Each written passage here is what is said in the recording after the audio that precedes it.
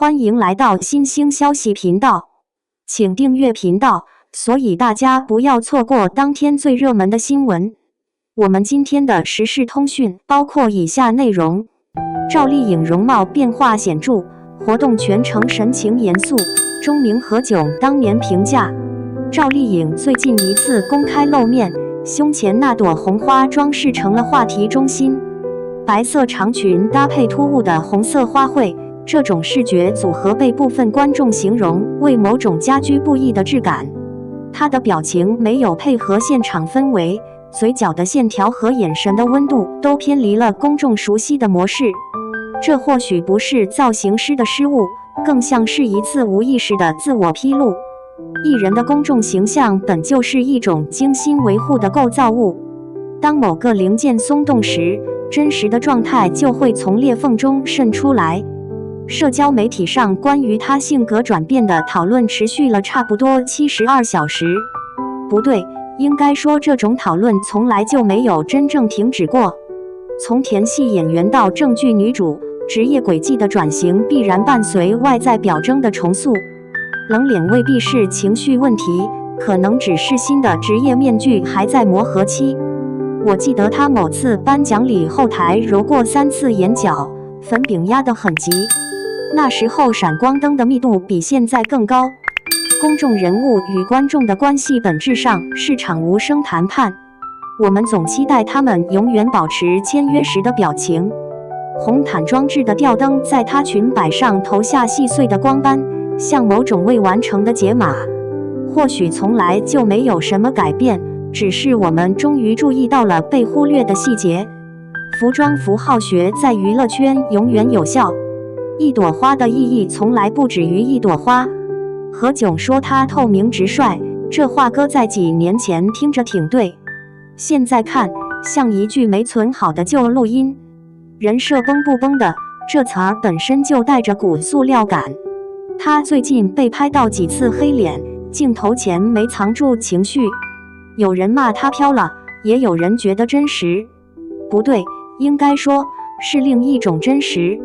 他没变坏，只是懒得演了。挂脸算什么秘密，无非是累了吧。赵丽颖的底色是河北农村，家境普通这4个字背后是无数具体的选择限制。她早年没接触过所谓艺术训练，城市对她而言更像电视里的布景。圆脸土气的评价曾经铺天盖地，那时候行业给她的位置就是龙套。不对，应该说龙套兜得靠墙，那种倔有点像野草，石头缝里也能长，没人浇水反而根扎得更深。某次采访他聊起童年农活经历时摊开手掌，那些茧子在他轻描淡写的语气里显得格外具体。镜头前这种毫无修饰的坦诚几乎算得上娱乐圈的异类。后来人们才意识到那不仅仅是朴实，而是某种经过淬炼的生命质地。他在行业规则里选择最笨的那种活法。当同辈忙着经营人脉时，他在排练房对着镜子重复某句台词，直到声带充血。新《还珠格格》时期某个配角镜头，他用了3种不同角度的走位试验情绪浓度。场记当时觉得这姑娘有点轴，现在回看那是职业演员对镜头的敬畏心。他身上有种格格不入的劲儿，不肯圆滑是原罪。某次被错认成杨幂，他直接在微博怼了回去，连客套话都省了。这种直球操作放别人身上早崩了，但他偏偏攒出一票粉丝。那些人管这叫真性情，不对，应该说是一种笨拙的诚实。娱乐圈最缺的那种。说他情商低的声音一直没停过。太直率，不懂给面子，这种评价在圈内不算好事。可那个环境里最不缺的就是面具和台词，能坚持不戴面具反而成了异类。他的戏路也是这么硬走出来的。《知否》里那个盛明兰，表面隐忍底下藏刀，到了风吹半夏、许半夏已经用不着藏了。婴儿肥退掉之后，脸上就剩下眼神。那不只是演技的变化，更像是把骨头里的倔强翻出来给人看。他好像从来就没打算走花瓶那条路。赵丽颖没在风浪里塌下去，她反而更硬了。好多人讲她这不是运气，是拿血汗垫出来的。这么一想，后来她那副挂脸的样子简直太合理，根本就是直爽这词儿的升级版本。回头再看活动上那张冷脸，先别急着说她冷漠，那表情不是演出来的高冷，是情绪自己跑出来了。她那张脸总被讨论，皮笑肉不笑的状态反复出现，有人说是累出来的，也有人觉得那是对复杂人际的无声回应。这些年她没少经历风浪，网络暴力没停过，恋情传闻隔三差五冒出来，粉丝之间也动不动就撕一场。换个人可能早就崩了，但她好像把柔软的那部分收起来了，外面套了层盔甲，不是突然长出来的，是一点点磨出来的。那副表情或许就是这层外壳的痕迹，不是冷漠，更像是一种维持稳定的机制。人处理太多噪音之后是会这样的，不是不想反应，是反应不过来了。他还在这个系统里运转，用那张看不出情绪的脸。高压环境会启动人的心理防御机制，那种表情是自我保护的本能反应，和冷漠没什么关系。他只是拒绝虚假的表演。赵小刀这个称号从来不是白叫的，当年节目里直接说谢娜裙子不合身，提醒对方口红沾到了牙齿，甚至调侃宁静没穿礼服。这些片段至今还在各个平台流传。赵丽颖的挂脸被一些人解读为冷酷，这种解读可能忽略了本质，她那不是狠，是坦率走到了尽头。娱乐圈假话才是通行证，说真话反而成了反抗。勇气有时候就这么简单。高情商必须等于永远微笑吗？我不这么认为。他的热搜下面挤满了粉丝的欢呼，他们说这才是真实的赵丽颖。不对，应该说是终于有人敢真实。比起那些永远在演别人的演员，至少他演的是自己，那确实挺省力的，不需要每天整理面具的褶皱。现实有时挺讽刺的，真实总被误读成别的样子。网上有人说他生硬难接近，那些人大概没想过原因。早期被黑粉围攻的经历让他学会了用冷脸当盾牌，那是一种自我保护的本能。沉默防御不是无情，是生存教给他的智慧。有人觉得赵丽颖最近是不是太累了，或者心情不好直接写在脸上，这种猜测挺常见，语气里都带着不确定。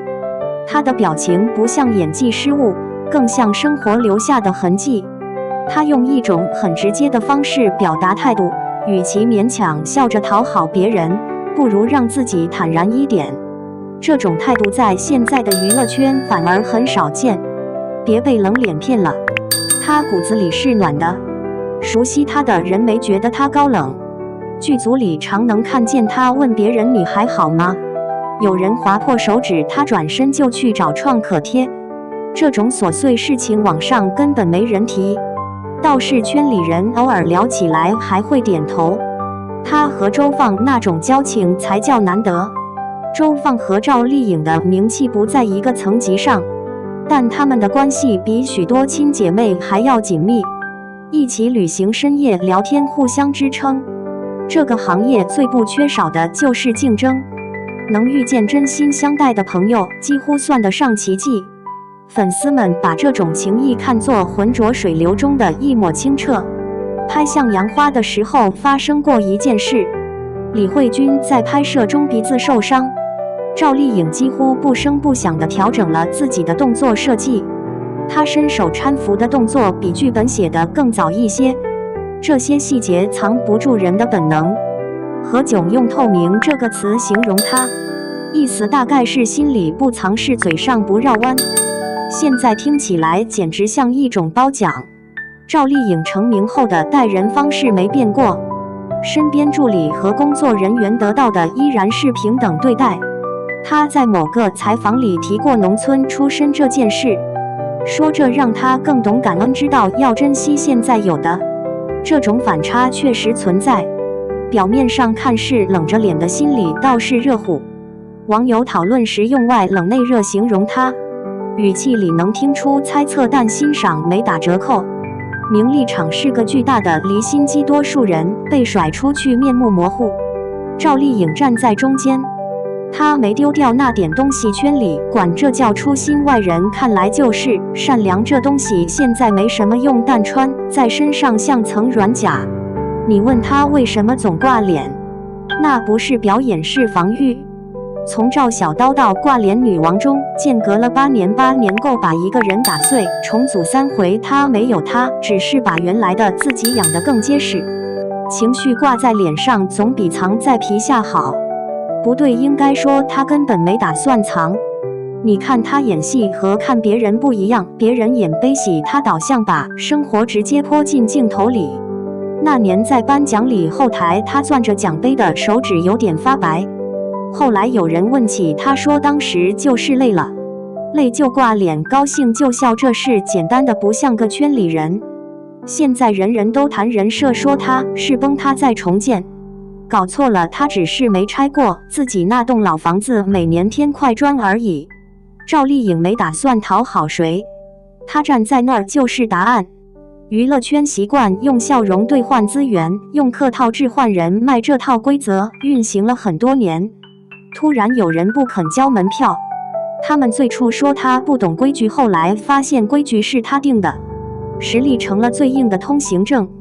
我们身边每天都在重演类似剧情，总有人提醒你表情管理不到位，笑容浓度不达标，仿佛亲和力是种必须定时注射的药剂，不笑就成了缺陷。赵丽颖把这种缺陷活成了勋章。它的存在本身构成一种隐喻，关于真实价值的重新估算。镜子现在转向我们，选择永远摆在面前，扮演被期待的角色，还是出演自己导演的剧本？这个问题没有标准答案，但有个事实很明确，假装换来的认可终会过期。赵丽颖那张脸，冷归冷，底下全是活人的温度。这不是什么表情管理事故。你见过太多人把脸调成营业模式，标准微笑，弧度精准。赵丽颖不干这个，她让情绪走过去，脸上就留下痕迹。高兴就是高兴，不高兴就是不高兴。这东西现在稀缺，反倒成了个话题。挂脸能挂出圈，本身就很说明问题。那点倔强和温暖混在一起，成了真性情最直接的证据。不需要额外解释，脸就是声明。现在看客们反倒不习惯这么直白的信号了，可能我们被包装得太久，差点忘了人本来该是什么样子。